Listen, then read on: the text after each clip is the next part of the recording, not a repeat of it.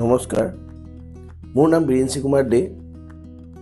আজি মই বিশেষ এটা কাৰণত ভিডিঅ'টো বনাইছোঁ।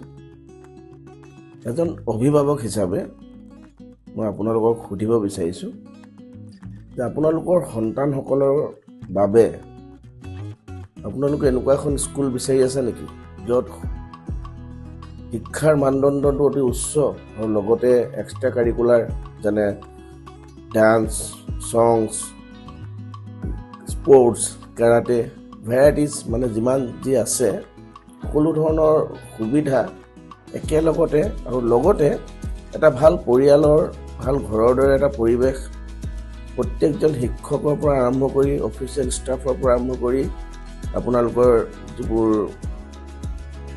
বাছ ড্ৰাইভাৰ, ভেন ড্ৰাইভাৰৰ সকল থাকে সকলোৰে সুব্যৱহাৰ পোৱা এনেকুৱা এটা পৰিৱেশৰ যদি বিদ্যালয়খন বিচাৰিছে, যে আপোনালোকে ভাবিছে যে নাই মোৰ ল'ৰাটো ভাল শিক্ষাৰ লগতে এক্সট্ৰা কাৰিকুলাম কিবা এটাত যিটো থাকে তাত যদি আগুৱাই যাব পাৰে আৰু লগতে এজন সুনাগৰিক হৈ ডাঙৰ হৈ এজন সুনাগৰিক হ'ব পাৰে, তেনেহ'লে মই আপোনালোকক এডভাইচ দিম, আপোনালোকে ক'লৈকো যাব নালাগে।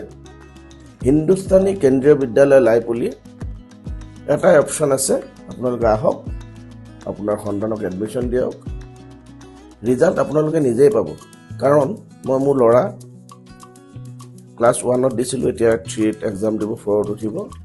তাৰ ইম্প্ৰুভমেণ্ট মই নিজে ঘৰত এক্সাম্পল মই নিজে পাইছোঁ বাবে কৈছোঁ যে যিটো ইম্প্ৰুভমেণ্ট মোৰ ল'ৰাৰ হৈছে, মোৰ ভাগিনজনী এতিয়া মেট্ৰিক দিব, তাৰ যিটো ইম্প্ৰুভমেণ্ট হৈছে সেইটোৰ ওপৰত বেছ কৰিয়ে কৈছোঁ। মই এনেই কাৰোবাৰ কথা শুনি কোৱা নাই। যদি আপোনালোকে বিচাৰিছে আপোনাৰ সন্তান এজন সুনাগৰিক হৈ উঠক, ভাল স্পৰ্টছমেন হওক, ভাল ডান্সাৰ হওক, ভাল ছিংগাৰ হওক উইথ এডুকেশ্যন, তেনেহ'লে হিন্দুস্তানী কেন্দ্ৰীয় বিদ্যালয় লাইপুলিলে আপোনালোক আহক, নিজৰ সন্তানক এডমিশ্যন দিয়ক আৰু ফলাফল আপোনালোকে নিজেই পাব। ধন্যবাদ।